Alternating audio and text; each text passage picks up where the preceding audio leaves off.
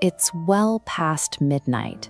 The house is completely dark, save for a grandfather clock ticking agonizingly in the gloom. A strict father sits awake in the shadows, waiting for a son who is keeping very expensive, very dangerous secrets. Old Mr. Saunders is terrified. He is utterly convinced his son, Dick, is throwing away a highly respectable banking career by spending his nights drinking at a questionable local club.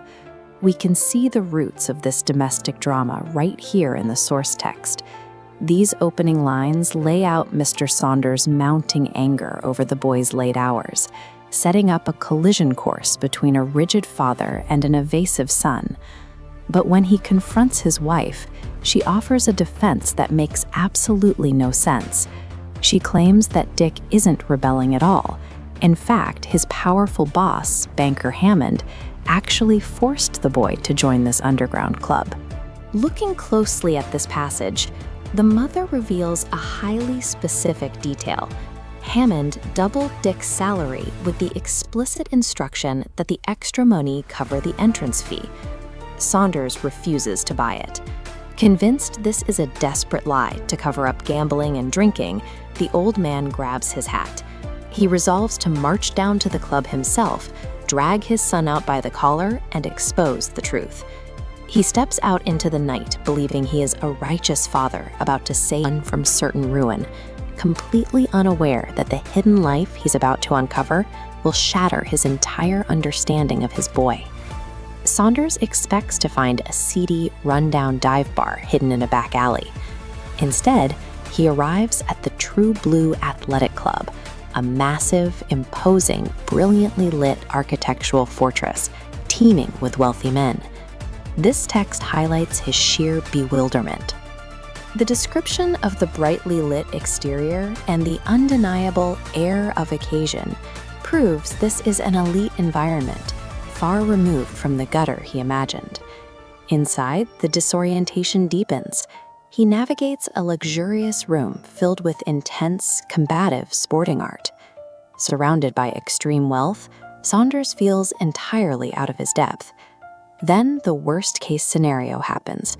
He bumps directly into Jewel Hammond, Dick's boss. Saunders freezes, expecting to be fired on the spot, or at least humiliated for his son's delinquent behavior. But Hammond smiles.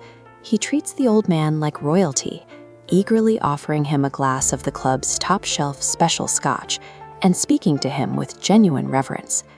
The warmth of the greeting causes a sickening realization to wash over Saunders.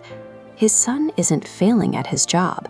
His son has been entirely swallowed up by a high-stakes, hidden world orchestrated by the very men who sign his paychecks. Hammond guides the trembling father through a set of heavy curtains and into a massive, packed arena. The room is dead silent. In the center, a high-stakes billiards match is underway. The source text paints a suffocating picture of the arena. It describes a crowd of men earnestly watching, and Dick standing at the table, pale and compressed, fighting what looks to be a completely hopeless fight. An insane amount of money is riding on every single shot, and Dick is the centerpiece of the entire operation. Look at this exact line from the text. Banker Hammond alone has $10,000, a massive fortune for the time, riding squarely on Dick's shoulders. Across the table stands Rigour, a supremely confident, arrogant player who is knocking the balls around with terrifying accuracy. He has Dick backed entirely against the wall. Standing in the shadows, Mr. Saunders' anger evaporates. He no longer sees a disobedient child who needs discipline.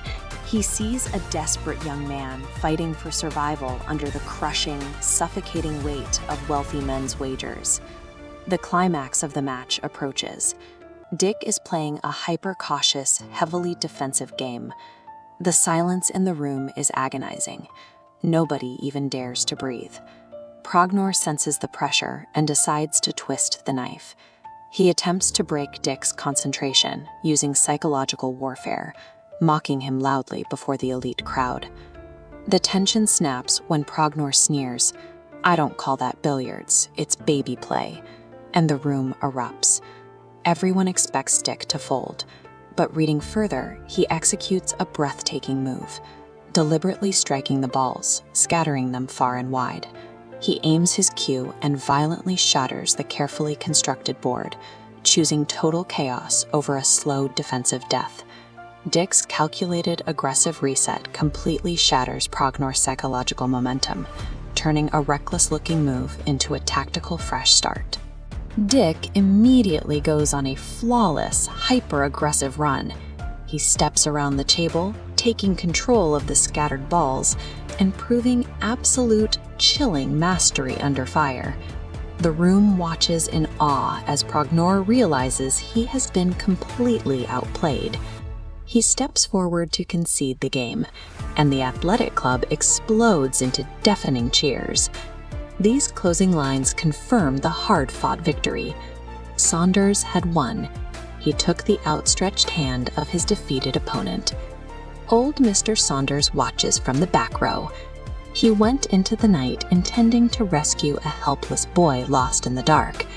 Instead, he found a man capable of holding his nerve and controlling the game, when thousands of dollars and the pride of power. Want to hear more horrifying, revenge, real stories?